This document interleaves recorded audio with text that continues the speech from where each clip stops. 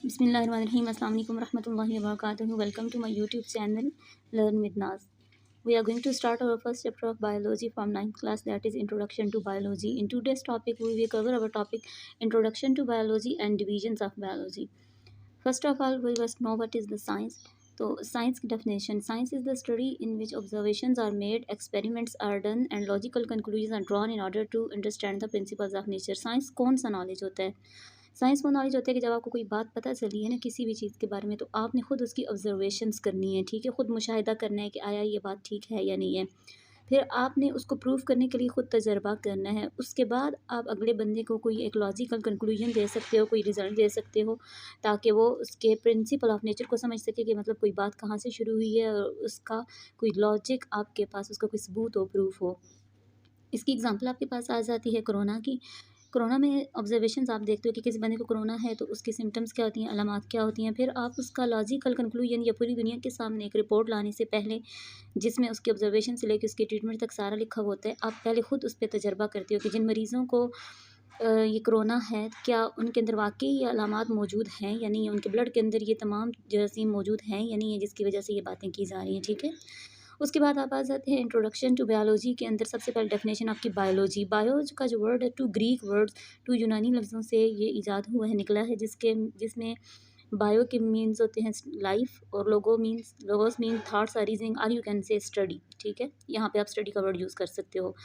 तो biology mean the scientific study of life. इसमें आप क्या करते हैं, in the course of biology you study how man has thought about living things, के इसमें लिविंग थिंग्स के बारे में किस तरह से आप उनकी फ़िज़िकल स्ट्रक्चर, उनकी एनाटॉमी और उनके रहन-सहन के तरीक़े को किस तरह से देखते हो। तमाम लिविंग थिंग्स को साइंस की जिस ब्रांच के अंदर कवर किया जाता है उसको क्या बोला जाता है, बायोलॉजी।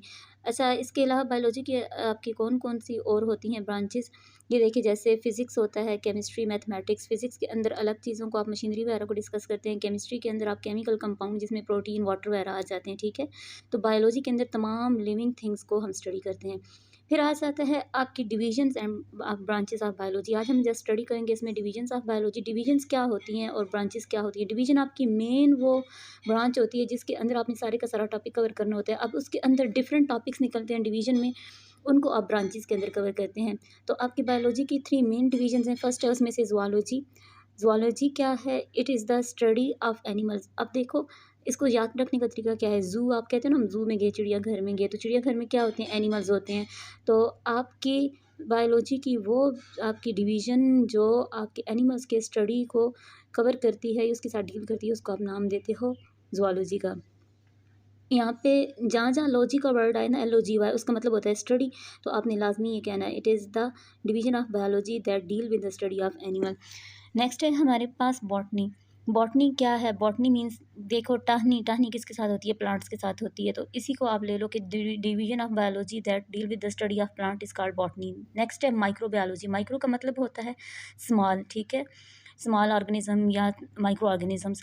तो the division of biology that deal with the study of micro organism such as bacteria, viruses वगैरह, उन सबको आप क्या नाम देते हो? माइक्रोबायोलॉजी का। तो आपकी बायोलॉजी की वो ब्रांच जिसमें आप जर्म्स के बारे में पढ़ते हैं, माइक्रो ऑर्गेनिजम्स के बारे में पढ़ते हैं, वो तमाम आपके ऑर्गेनिज्म जो आपको आम आँख से नज़र नहीं आते, माइक्रोस्कोप के अंदर ही आपको क्लियर नज़र आते हैं, उसको आप नाम देते हो माइक्रोबायोलॉजी का। तो ये आपकी 3 डिवीजन थी। आज के टॉपिक में इतना ही। अच्छा, अब यहाँ पे ये नोट्स हैं आपके, जिसमें आप ना हेडिंग्स के साथ इसको काम को कर सकते हैं। जैसे देखें, सबसे पहले आपकी हेडिंग आएगी। अगर आपके पास टॉपिक आ जाता है पूरे का पूरा, तो आप सबसे पहले हेडिंग देंगे साइंस की, ठीक है। आपने उसकी डेफिनेशन लिखी, फिर आपने बायोलॉजी की डेफिनेशन लिखी, फिर आपने डिवीजन्स को तीनों को लिखना है। उसके बाद आपके पेपर में इसके किस तरह के क्वेश्चंस आते हैं, तो इसमें पहला आपका क्वेश्चन आ जाता है डेफिनेशन से। वो पूछ सकते हैं कि define science, define biology, zoology, botany, microbiology.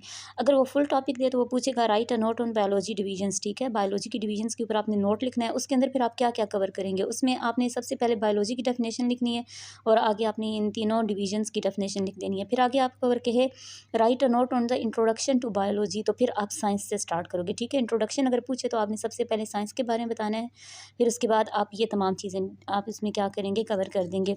इसके बाद आपके लिए एक छोटा सा टेस्ट है, आपकी सेल्फ असेसमेंट। जब आप टॉपिक तैयार कर लें तो ये ख़ुद से ही अपना टेस्ट करें, ठीक है। इससे आपको पता चलेगा कि आपको टॉपिक कितना क्लियर हुआ है, कितना नहीं हुआ, ठीक है। आपके ऑब्टेन्ड मार्क्स आउट ऑफ 10 जितने भी आप लेंगे खुद ही आप मैच कीजिएगा।